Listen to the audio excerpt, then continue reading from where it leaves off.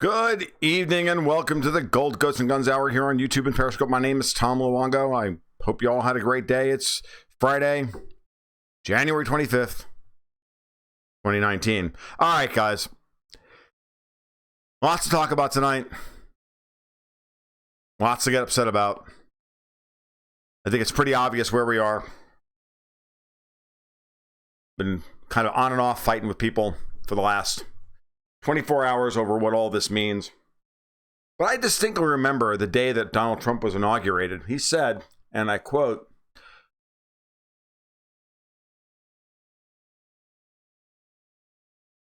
"Regime change will not be our motto. We will not. Those days are over."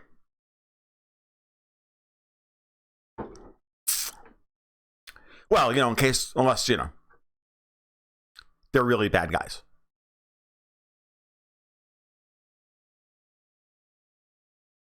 I'm done.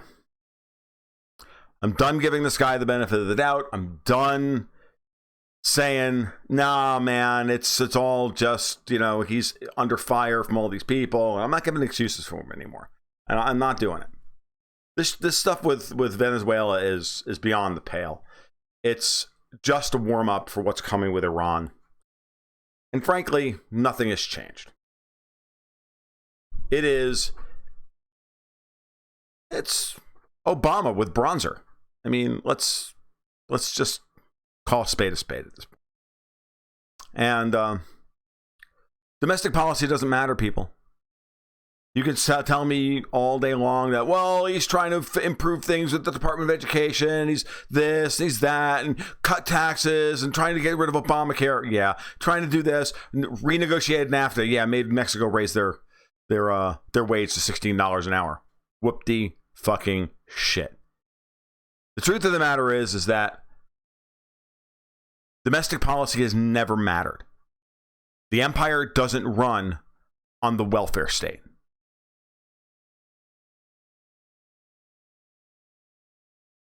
The empire doesn't run on farm subsidies or common core education or gay rights or Planned Parenthood or DACA. The empire runs on foreign policy. It runs on an interventionist foreign policy from the ground up, starting with the financial markets, wending its way through the military, and then the State Department. It is ham-fisted. It is reprehensible. It is amateurish. And it's embarrassing.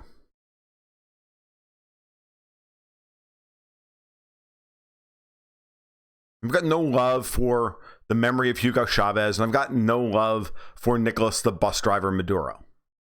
Let's get that out of the way. It's happening in Venezuela. I remember when I worked back at UF back in 2002 or so, one of the visiting professors in my research group was from Venezuela, and Chavez was just elected. Wonderful lady. Had a great rapport with her. She spoke fantastic English. I spoke almost zero Spanish. ¿Dónde está Casa de Pepe? I speak Steve Martin Spanish, But the day Chavez was elected, I'll never forget this. The day Chavez was elected, she came in the next day. And she said, "Weep for my country, because this man will ruin it." And then I remember when she left at the end of the year, she hugged me and she didn't want to go home, but her time was up. Her year sabbatical was over, and she was a visiting professor, and it was time to go home. And 17 years later, that has stuck with me. Or 15, 16 years later, whatever it is, it's stuck with me since then.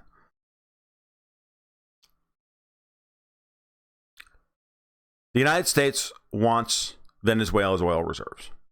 Period. That's what this is about.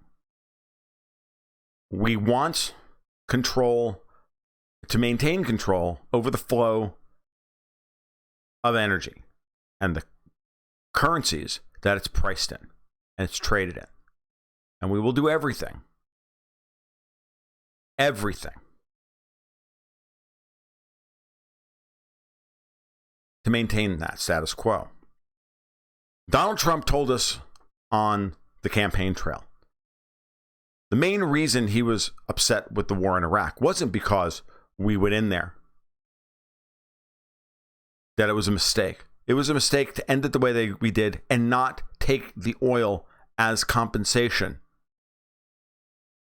Because it's okay to bomb and kill people, overthrow governments to get what you want. That's fine. But you shouldn't pay for it. You know, when you're the winner, to the victor goes the spoils, right?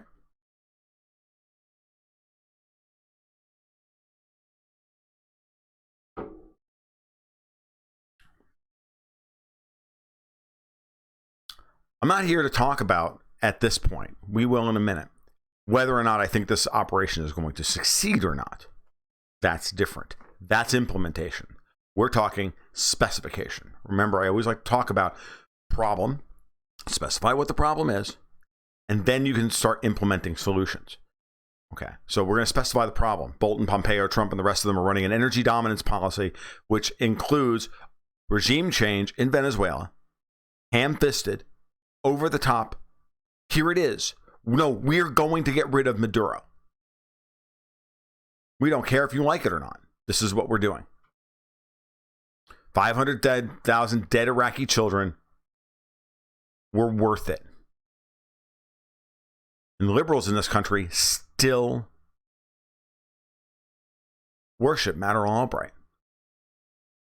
It's amazing. The moral emptiness of our ruling class has never been more obvious.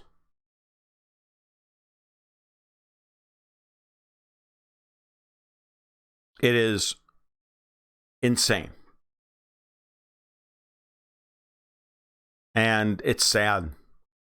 And it makes me sick to my stomach. For those of you who still think that Trump has a plan, man, and that I shouldn't be fucking with the orange Jesus.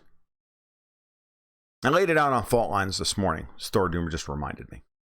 If I were to tell you, divorced from context, divorced from time, that Mike Pompeo was Secretary of State, John Bolton was the head of the National Security Agency, William Barr was about to become the next AG, Gina Haspel was in charge of the CIA, and we're running an over-the-top op for regime change in Venezuela.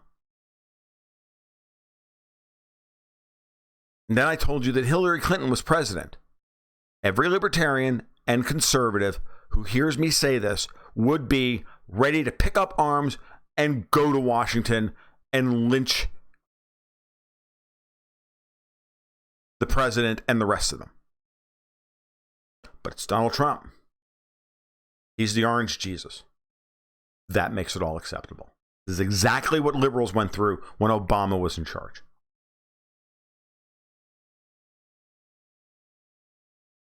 Exactly what liberals went through when Obama was in charge.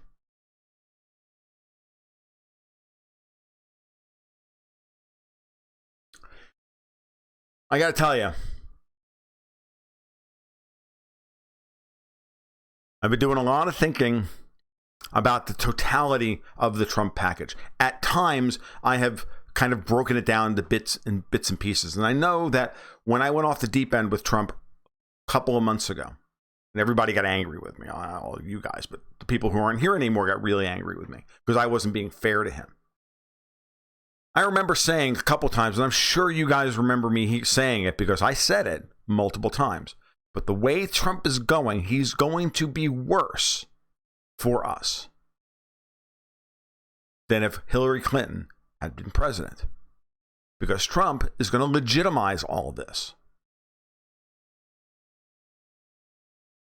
Then you take the totality of the package. You all know that I think that we're on the verge of a global sovereign debt crisis. We're certainly on at least the path to a global recession.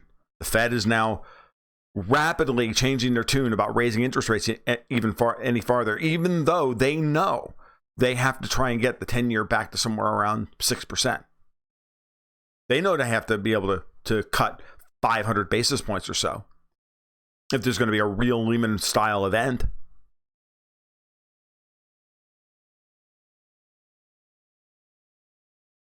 And they're 3% or 2.5%.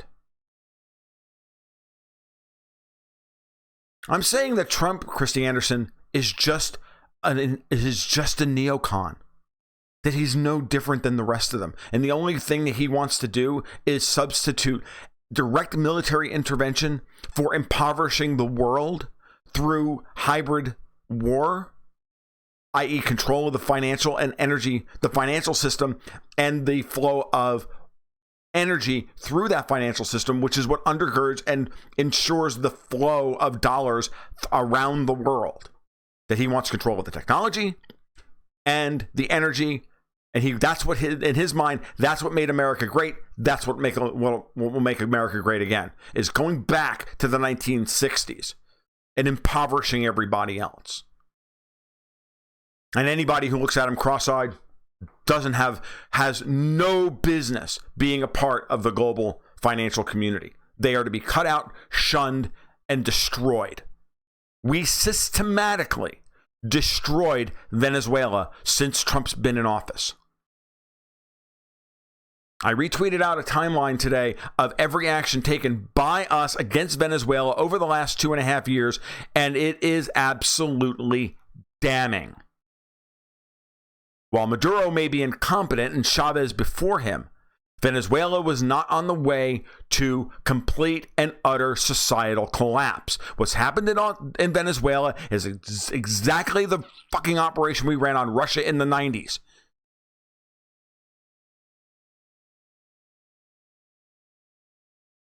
And we're running on Iran right now. That's not MAGA. That's not what we voted for.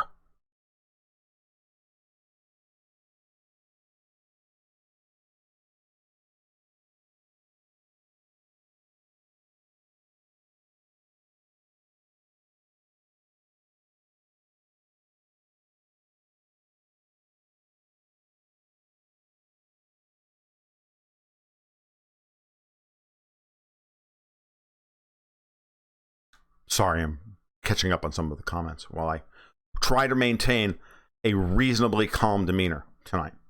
I'm not going to scream.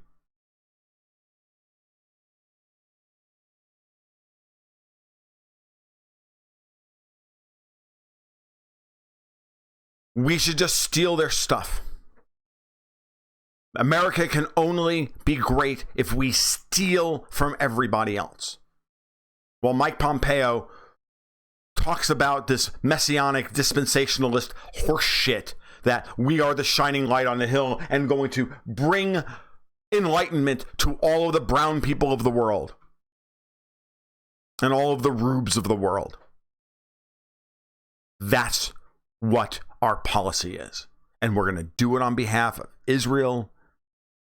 And we're going to do it on behalf of the bankers. And we're going to do it on behalf of the frickin' Davos crowd and all the rest of them.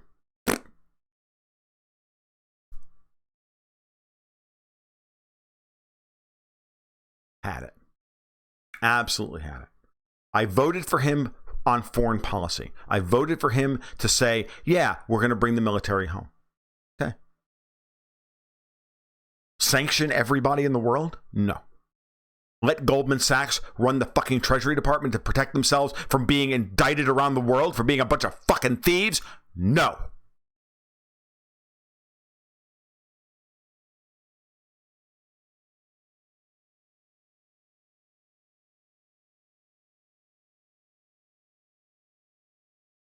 Of course, the Chinese and the Russians are going to move to protect Maduro.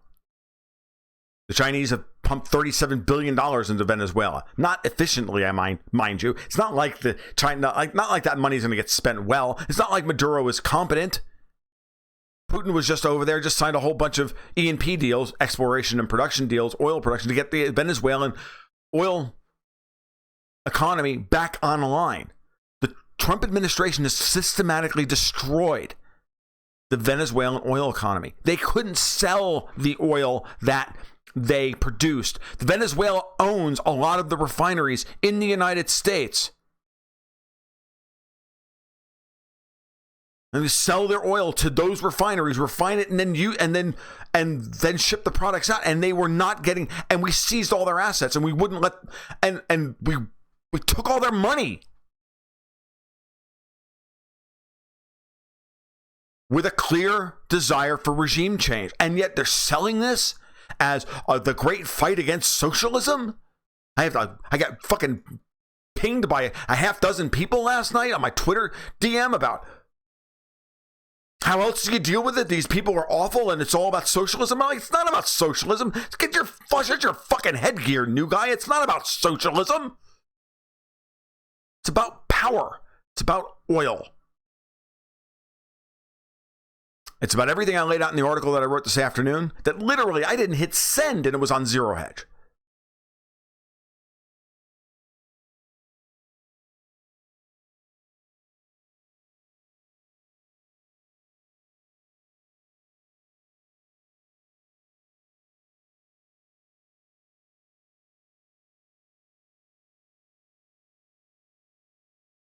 Thordoom, just think about Mike Pompeo telling us that Maduro is the worst of the worst kind of totalitarian while he shakes hands with literal head-chopping madmen like MBS.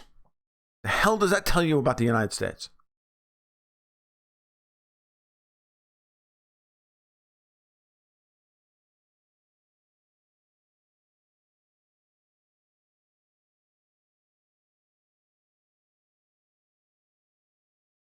We recognize some other guy in Venezuela, a guy who's actually a front for a U.S. trained operative. And he's the head of and this guy is the president of one of a house of government that the Venezuelan Supreme Court has disempowered. No longer has any legal standing. And we're saying that he's the rightful president of Venezuela. Now we're picking presidents.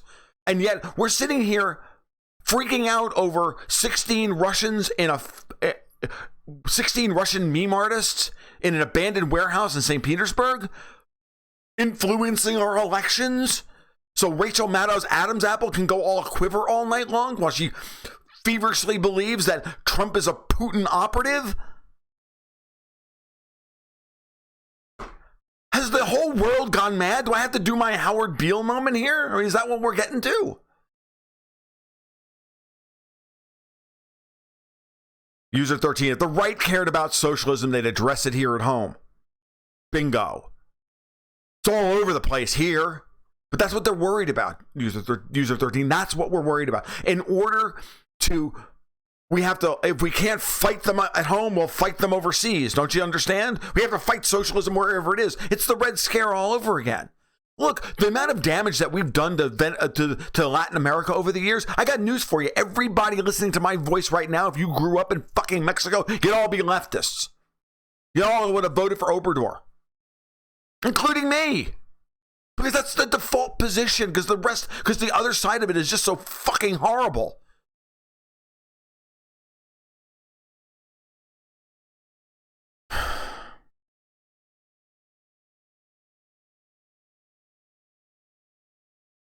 Venezuela is a dry run for Iran. The best thing I can say at this point is that Trump is allowing Bolton and Pompeo to run their program on Venezuela to see if it works. And then if it works, then he'll greenlight the Iran operation. That's, I think, what Bolton is hoping for. And if this fails and it makes Trump look like an asshole and it makes him look like a dictator and it makes him look bad, then Bolton will get fired and we'll start the whole process over again.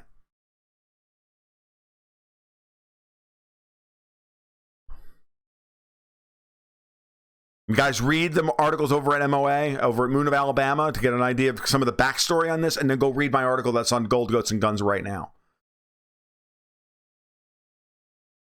Never been about socialism. That's the way you sell it to the rubes in flyover country.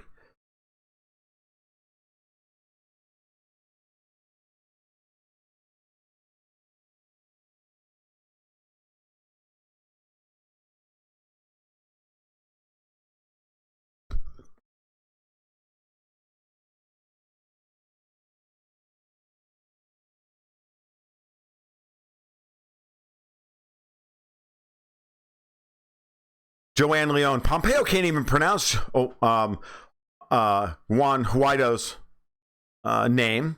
The leader of Paraguay couldn't even remember his name when announcing his support for him. This is what we're down to. This is what we're down to.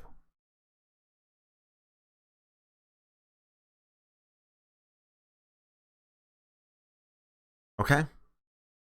The truth of the matter is that Maduro's plan for the Petros and the Sovereign Bolivar is actually could actually work. I've covered this in the past. I covered it in my newsletter a few months ago, and I've covered it in a couple of articles in the past. It could actually work if it's managed properly, if everything's valued properly, and if they do not touch and develop and extract the oil that the petro is based on, the value of it. No, it will rise and fall. The value of the petrol will rise and fall with the price of oil plus or minus a discount factor for their ability to extract it into the world. I mean, that's the way that's fine. There's nothing wrong with that. And then issuing sovereign bolivars over on top of that are effectively tied to that. It's a system that could work as long as they don't raid the cookie jar. It at least will work long enough for them to get stable. If they can, because they can sell oil on the open market in petros if they can actually be allowed to deliver them. If we don't fucking blockade them. It's ridiculous where we're at right now. It's absolutely ridiculous. These are war crimes, people. We are now war criminals, every one of us.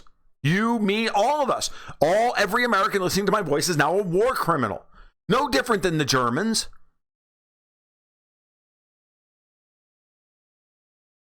These are acts of war.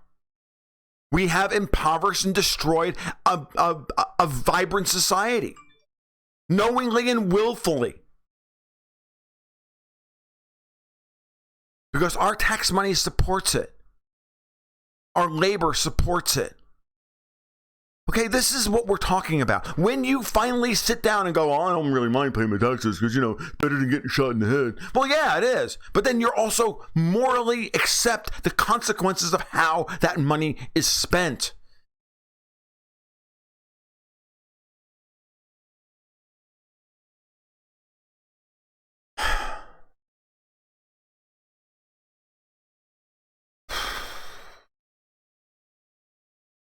Once you live in that world, how do you get out of it?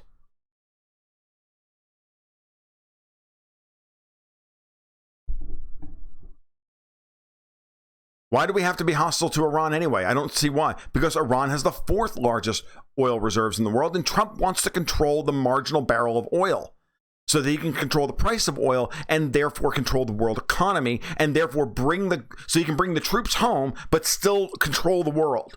Trump's not against the American empire. He just doesn't like the form of it. It's too expensive. His problem with it is that the whack on it's not fucking high enough. The IRR is not high enough and the whack's too high.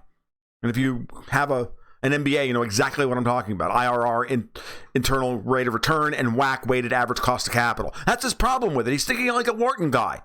No, it's just too expensive. Let's just do it this way. We'll have empire on the cheap. I do think he's autistic at a certain level. He just doesn't fucking get people.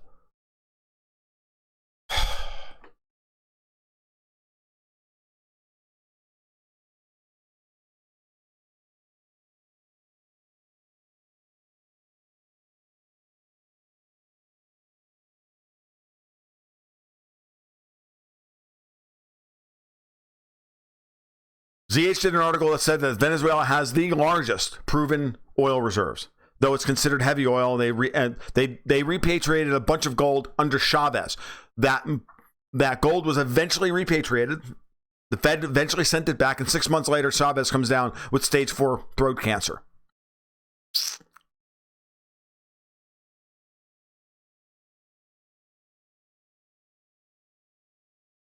Okay. They tried to repatriate the rest of their gold, 160 tons of it, from the Brits. The Brits said no. The Maduro government will use it for... The Brits are holding on to their money. The Americans there's billions of dollars sitting in accounts frozen by the United States. The United States has threatened everybody with freezing all of your assets if you do any business whatsoever with anybody we don't like under any circumstances. Do you understand what's happening here?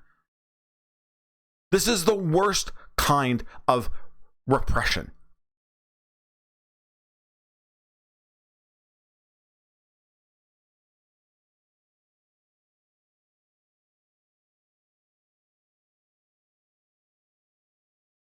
Only the ones owned and operated by Venezuela. Reading Stojanovich's point. MOA makes a point about Australian Venezuelan oil shutting down the flow. Hey, look, it already has been shut down. Venezuelan oil production is down like 75%. Okay, they've been taken off the market. The military is still backing Maduro, from what I understand.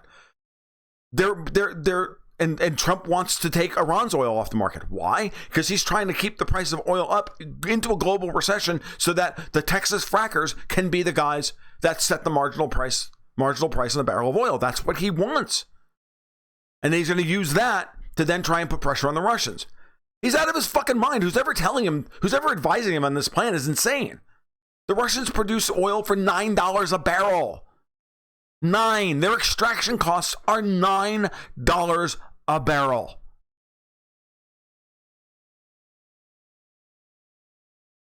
$9. They budget around 40. They're going to budget around $45 a barrel this year. They're going to run a 3% budgetary surplus this year. 2019, they already ran one. They already ran a 3% primary budget surplus in 2018 because they budgeted around $48 a barrel, and oil was above 60 for most of the year, average more than 60 for the entire year.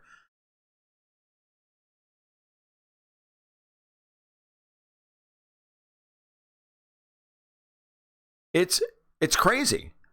I mean, why doesn't Hillary just declare herself president now? I mean, pretty much what we're backing in Venezuela. Maybe Pelosi wasn't senile the other day when she said she was actually, in charge of the government. I don't know.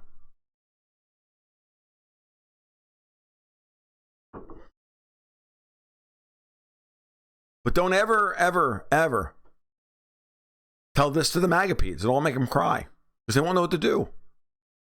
You're making fun of Trump. Dude. He said no regime change. Well, he's got a good reason. Yeah, what? They were all bad. Have you ever killed anyone? Yeah, but they were all bad. True lies. This is where we are, okay? This is what we have. This is our president. This is our foreign policy. This is what I've been afraid of from the moment Trump took office. I'm like, if he's good on foreign policy, it'll be a successful presidency. Everything else he does is fucking gravy. I don't give a shit about it. He gets the foreign policy right, he'll be fine. Foreign policy has been a complete and utter disaster.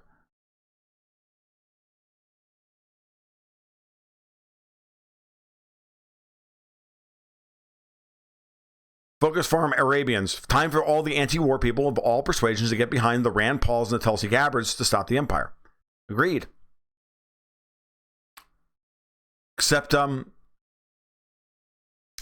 did Tulsi Gabbard vote for, it was part of that unanimous vote for further sanctioning of Syria yesterday? Or did she abstain? Because if she voted for it, then she's grandstanding too. She's not for real. No, we're not going to vote for Bernie. You're going to stop thinking that politics can get you out of the mess that you're in. Politics got you into this mess. It's not going to get you out. You should not be looking for a savior because there isn't one coming. The system will collapse of its own weight. The system will collapse of its own weight. What we now do is we look at what Trump is doing and we realize that, okay, this is what we got. This is how we can plan. As people, what do you do? How do you prepare for this? How do you know now when you look at the totality of Trump's agenda, $1.2 trillion spending deficit this year, $1.2 trillion. And that's the estimate. The real number will be higher. $100 more billion to the freaking unbelievably bloated and insane Department of Defense, which is not counting the another $300 billion in all the off-budget stuff. That's not directly DoD related. Man, I like Gabbard, I hope, but I don't know that she's real. Just so you guys understand. I'm worried about that. Again, it's like everybody else. Always remain skeptical. Never join the cult. Ever.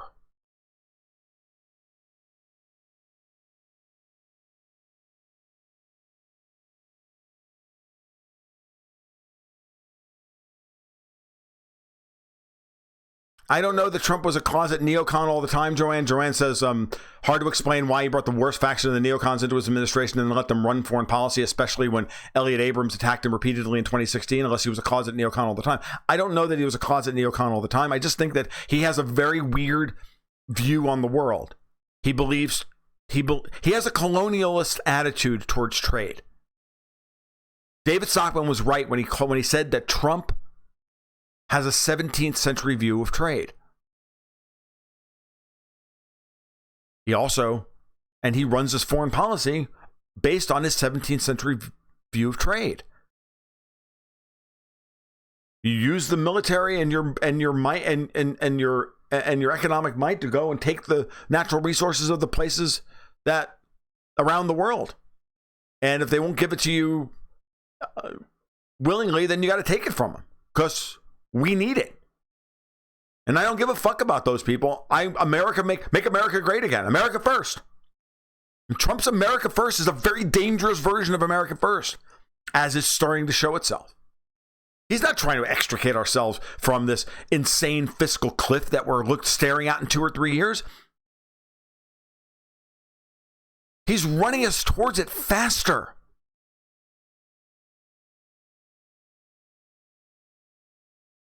Do you understand? He's not strong enough a person to just fire Mueller and be done with all of it. He's allowing everybody around him to be rounded up, raided in the middle of the night, while he tries to worm his way through it all. So maybe he can survive and his kids can survive all of this. It's ridiculous.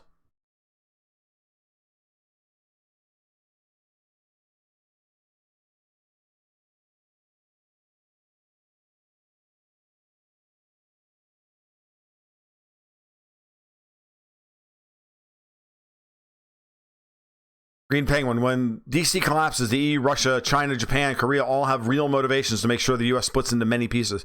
Believe me, they won't have to do a lot of work. By the time this is done,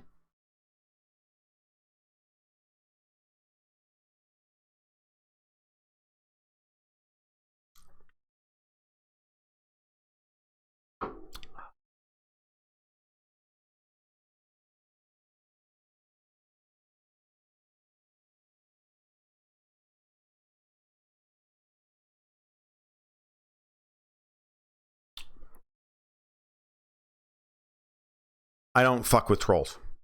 Gary Slavin has been removed from the chat. You can go home now.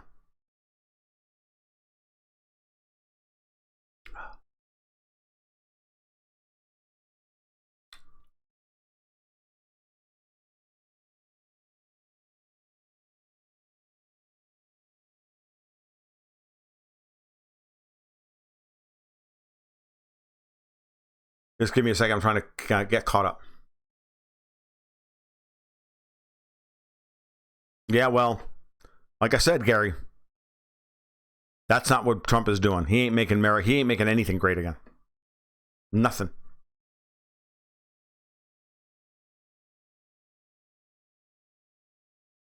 Tom, isn't Trump literally bringing government and corporations to working together to get all the business and resources around the world? I think there's a name for that. Yeah, it's called corporatism. It's called fascism.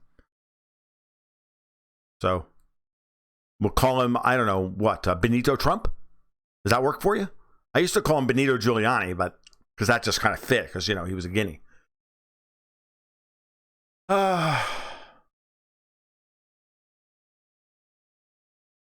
Donald Trump, Christy, I know the argument. He didn't need to do this. He came out of he gave up all of his money in order to save us from ourselves and all this. Yeah, whatever. He's there now. And he's an insane narcissist. I was willing to not go here with him. To go to this state. I was always willing to give him the benefit of the doubt. Until this bullshit with Venezuela. And this is wrong. This is wrong.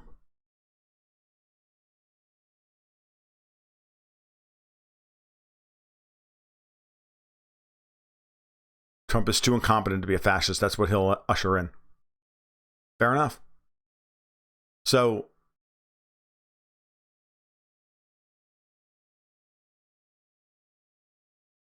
yeah, I mean, it's just corporate fascism, Joanne, is redundant. Fascism as an economic system is private ownership of the means of production in name only.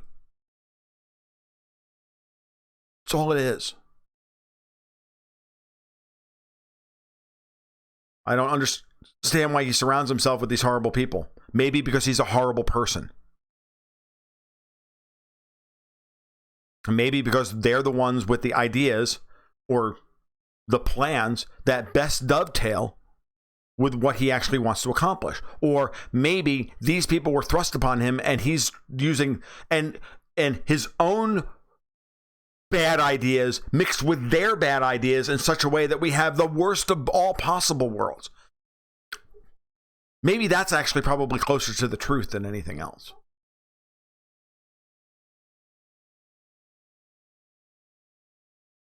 Uncle Brother. War, death, destruction of uncivilized cultures, regime change is very profitable for those ranking amongst the wealthiest people in the country. Peace, non-interventionism, forget about it.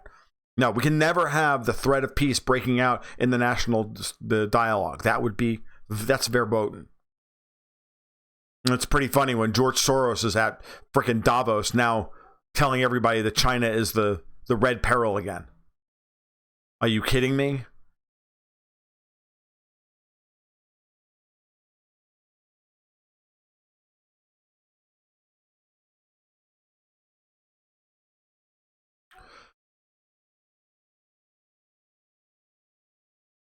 The thing is, we've had a militarized corporatist economy since the beginning of the post-World War II era.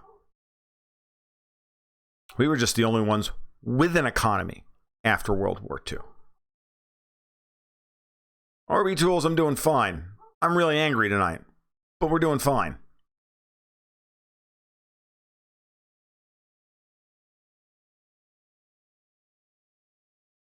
Now, Bob Higgs and Tom Woods for years did really great work explaining how much of our productive capacity went towards a militarization of our economy in the 1940s, 1950s, and into the 1960s. And had that not been done, had that money not been spent on those projects that way, and that money had been spent in the truly productive portion of our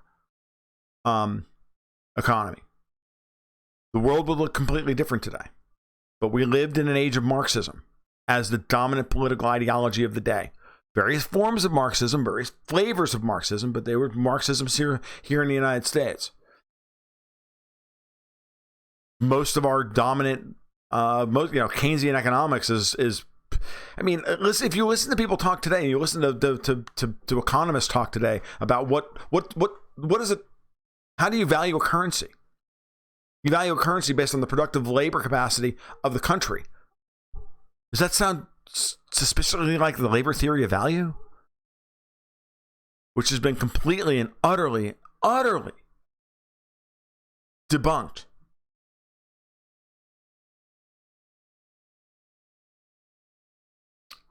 in real world practice. And yet,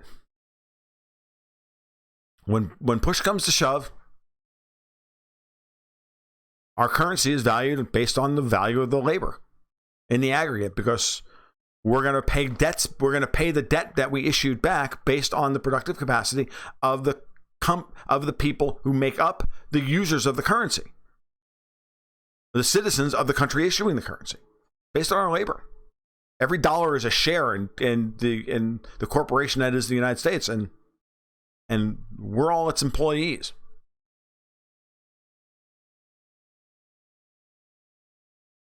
So the left were right about Trump being a fascist. In a sense, yeah, but they don't use the word properly. They use the word as anything that they think of. When they think fascist, they're not thinking in economic terms. They're thinking in hate terms, right? They're thinking in racist terms. To them, fascist is just an authoritarian racist. It's not nearly the kind of sophisticated economic argument I'm making. Please, these people don't have that many brain cells to rub together to make a spark. Real money does no. Well, here's the thing, Sister Josepha. I want to remind you. While I am a hard currency guy, and the name of the show is Gold, Goats, and Guns, and I do like Bitcoin, and I do like all these things. Nothing has intrinsic value. Nothing. Everything has relative value. Some things, but nothing can ever become a store of value if it wasn't created through the application of human will, human labor, before it was produced. But everything's value goes to zero in the end. Everything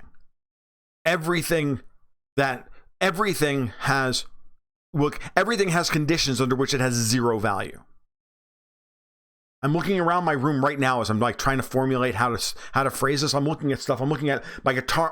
I'm looking at my guitar amplifier, for Christ's sake. This thing supposedly is worth, I paid $650 for it. It's probably worth somewhere still in that range. I only bought it a couple of months ago. So here's this beautiful Fender tube amp, Supersonic 22. It's a great amplifier. I paid $650 for it.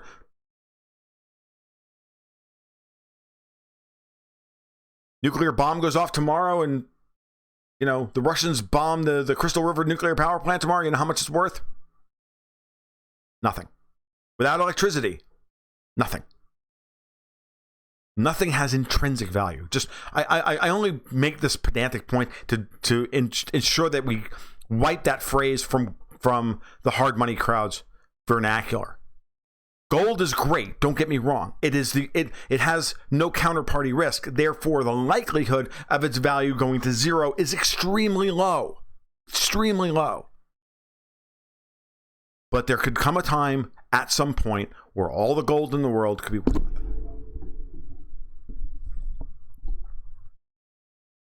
Not a huge possibility of that happening, but possible. It's a non-zero amount. It's a non-zero. Okay.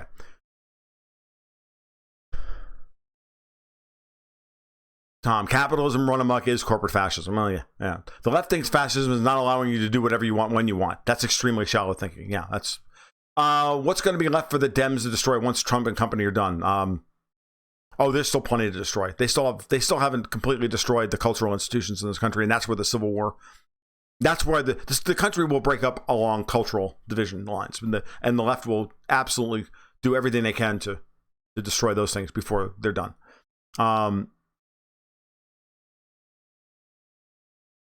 If you view the left and right as a circle, it's as much left as it is right. Of course it is, because once you go really far right, you wind up becoming the difference between a communist and a hardcore communist and a hardcore fascist is like the name. Honestly. Oh, yeah. Well, Liz, you know that Liz says love endures, Tom, but I understand what you're saying. Here's the problem, though. People die.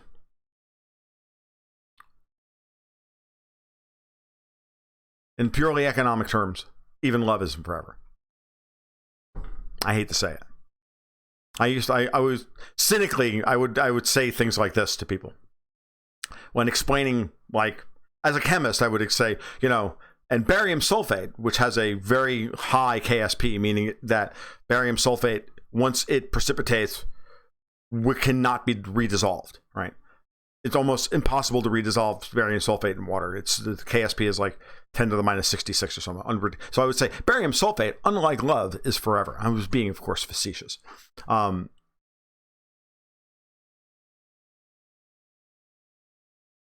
It's state political control. Yes, fascism is state political control of private enterprise. It's arguably a leftist position as well. Of course it is, because it's private industry in name only. Yeah, there's shares in companies, as opposed to just the state just owning it and then doling out and creating and centralizing production through a committee. So there's the vestiges of a free market and an order and a pricing system to coordinate the structure of production. Yeah, well, economically, fascism is better than communism, but it doesn't. But it's a metastable system that eventually fails.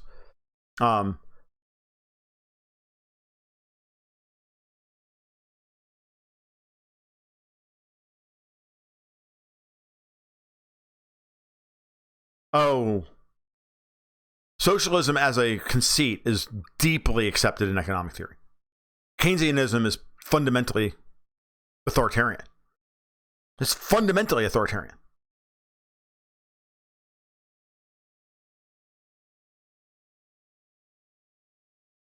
Federal Reserve is absolutely fascism. You're absolutely right, Rocket Man. Multiculturalism is a bunch of nonsense, says Juan Isaac. Just look at what happened to Yugoslavia and Rwanda. People want to live with others like them.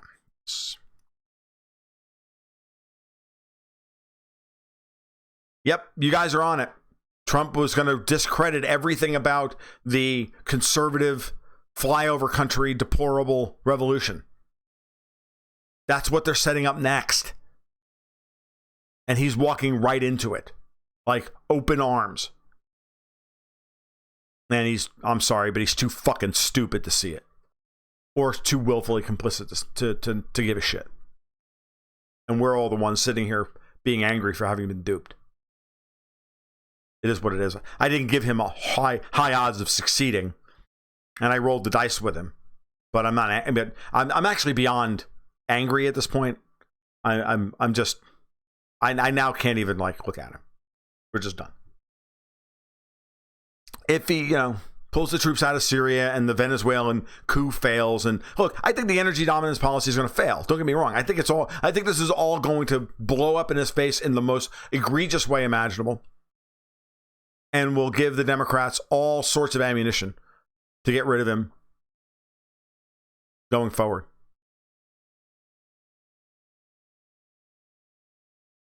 Kyle Olson, how does a 3-week extension, now switching over, he wants to switch over to the wall, which is fair. Let's do that. How does a 3-week extension get a wall bill? Dems will still say no. Trump won't do another shutdown. No, he won't shut down at that point. At that point, he's going to argue that he can declare a state of emergency because he's exhausted every other option with them. And then he will be justified in using executive order under a state of emergency in order to get the wall built. Israel only exists because we pump them full of money. They're so horribly socialist. I mean, openly socialist and crazy socialist at a governing level. And they're only allowed to do that. They're only allowed to be that way because we prop them up so thoroughly.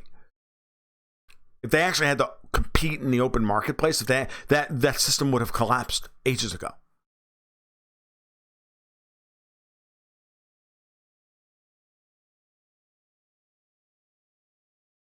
Yeah, RB Tools, what we have here is two factions of one major party, the war party, or two wings of the same bird of prey, in the immortal words of Tom Woods. The idea of us actually having two major political parties is so passé. The whole idea is to ensure that we don't have real choice. Choice? Elections are a sham. Elections are only there to allow people to bleed off a bit of steam and then go back to work. make them feel good about themselves, and then you beat them down again. That's what the whole Brexit. That's why they're trying to beat them down so hard over Brexit. This is why the only good news of this week is that it looks like Theresa May might actually shepherd a hard Brexit over the finish line, because she doesn't have any other options. Because she doesn't want to go down in history as the woman who destroyed the United Kingdom. Always bet on the narcissism of politicians. What happened to Roger Stone today was disgusting. It was.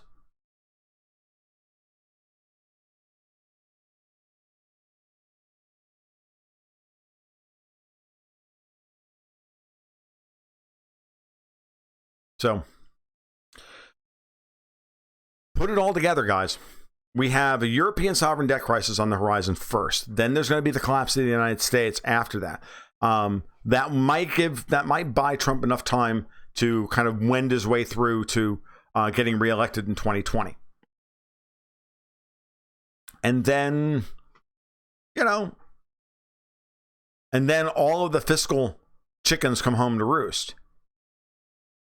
I love the tax cut, but I want it paid for.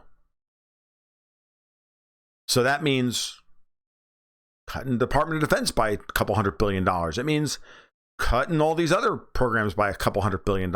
It means a whole lot of things. It means allowing the Federal Reserve to raise interest rates back to 5 or 6% and dealing with the fallout, and allowing the banks to go freaking belly up, and allowing the bad businesses to be liquidated. Problem?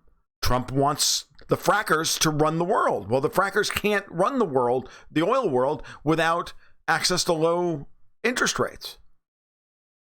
Their numbers, their production numbers are better today than they were then. Their cost per barrel numbers are far better than they were when it first started. They're down into the $40 to $50 a barrel, or even 30, and in some places 35.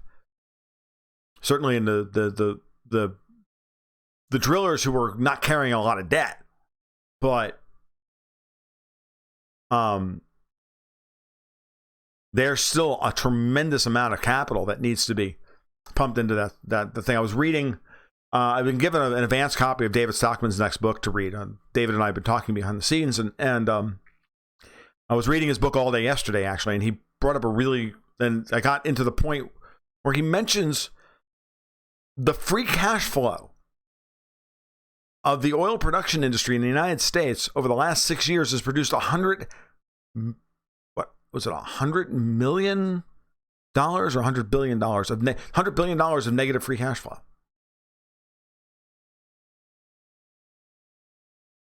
I think it was 100 million. It's capital destructive.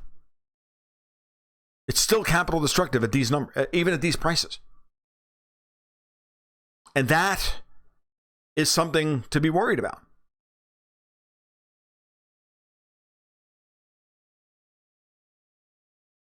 Green Penguin asks, are we stuck with socialism via other names for the foreseeable future? Yes. Yeah. We're not going, it's not going anywhere. It's going to die a very slow, painful death over the course of time. But understand that these are the times that try men's souls. These are the hard times. These are the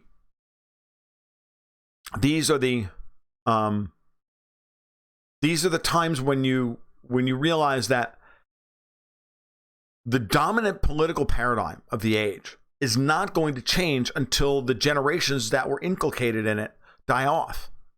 The boomers aren't dead yet. Gen X hasn't even fully taken political power yet. And they're split on how bad it is. We don't know what the millennials actually think. They just know they're fucked. And their reactions so far have been like Latin American leftists. Well, what we're doing sucks balls, so let's try this, right? And so I don't really think that they're as loony left as we want to think they are. I think they got their heads a little firmly planted on their shoulders about what their responsibilities are and how fucked they are. So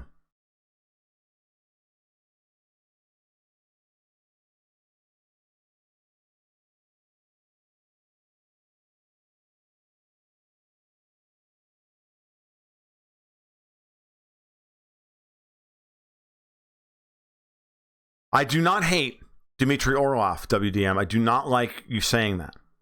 I don't always agree with Orlov. I think Orlov has a view of America that is unearned. I think he's a very, very interesting person, and I agree with a great deal of what he says. I disagree with his cartoonish characterizations of Americans, because he's not an American. He's a Russian. In the same way that that my view of Russians from his point of view would be cartoonish. And that clouds his analysis. And he's way too full of himself when it comes to that. He really does style himself as like the great critic of the United States. And I'm sorry. No one sees waste like a government employee. No one sees the corruption of America like an American with his eyes open. But Orlov likes to believe that no Americans have their eyes open, because it fits with his worldview. Trump is absolutely a boomer. He's a quintessential boomer, Frederick Strauss. He's 70 years old. He's a quintessential boomer. He believes in America first. He believes in all of the bullshit, messianic America exceptionalism that is the lifeblood of the boomer mentality.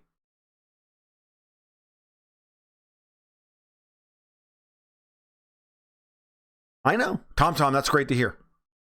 Tom comes out and says, I'm a millennial and I'm a hardcore libertarian. And I know a lot like you. Am I a Doug Casey fan? Absolutely, I'm a Doug Casey fan. I tried to get a job with Doug Casey, for Christ's sake. I mean, seriously. Time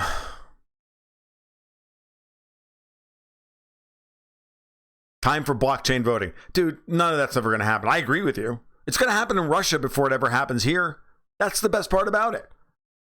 It's already happening. The Russians just did their the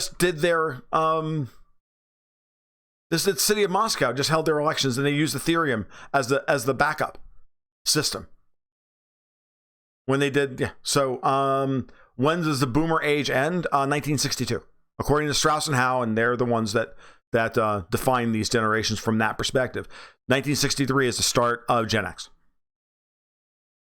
The boomers are a long generation. It's like 42 to 62. And same thing with, something like that. Aren't Rush from Canada? They weren't our fans of Ayn Rand. That's rare for rock musicians. Roger Waters, love him, but dude has balls of steel. Rush, they were kind of libertarian when they were younger. They're leftists now. They're leftists with libertarian instincts, but they're left libertarians. Have I ever spoken or written about thorium as a fuel source? Not explicitly. I understand that it's out there, but I'm not interested yet. Do you see civil war in Venezuela or Juan Guaido leaving the country? He seems to be losing. He's going to lose. Maduro's got this under control.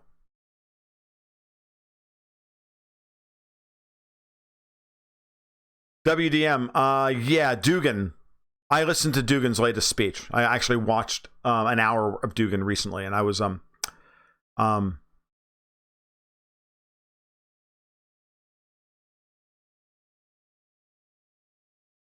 he's interesting, but he's wrong about a lot of stuff.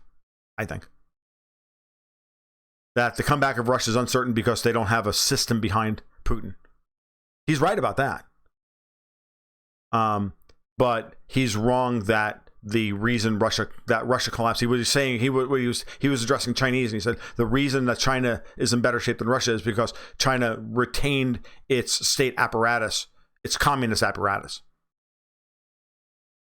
No, the reason that the Russians got destroyed was because they were raped by the Americans, specifically Bill Browder.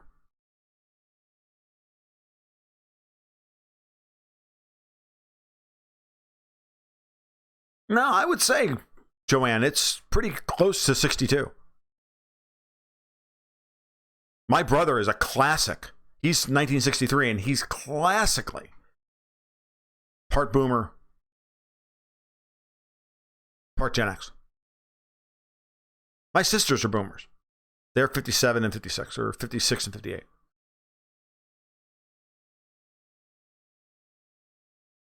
think they may assassinate him in Venezuela. The Americans might assassinate him in order to try and pin it on Maduro and bring the guy they actually want to bring to power. I can't remember his name off the top of my head. Don't put that past anybody. Will they arrest U.S. diplomats and escort them back to the border? Only if they pop their heads out of the embassy. MOA was talking about this earlier.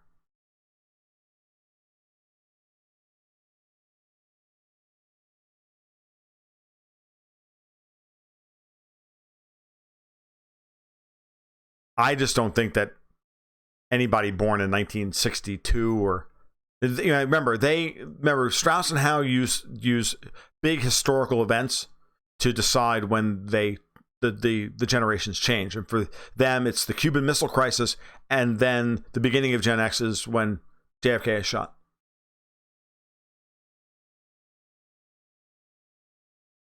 Dugin is not Putin's brain. Absolutely. For those who are a little worried about that. He is not Putin's brain. He's wrong on a great number of things, and the Russians don't pay him much mind. You're absolutely right about that. Where are we? 101.54. It's looking like we're near the end of the show. We had a good crowd tonight. We got up to 60 people almost immediately. We hit a high of over 70s. That's great. We've hit over 1,600 on the channel. I think we're up to 1,625 already. The Nancy Pelosi video I did earlier in the week, I think netted me nearly 100 new subscribers on YouTube. So it looks like the law of large numbers are finally starting to work in our favor. So the channel's growing. You guys have been great for helping to get to that point. I really appreciate it. And we'll be at 2,000 before you know it. And then 3, then 5, then 10, and then YouTube will cut me off. And you know it as well as I do. All right, guys, this has been the Gold Goats and Guns Hour. You guys have a great weekend. We'll be back Monday night at 8 o'clock, plus or minus a couple of minutes. Sorry I was a little late tonight. Now I got to get cracking on this month's issue. So you all take care. Be well. Keep your stick on the ice.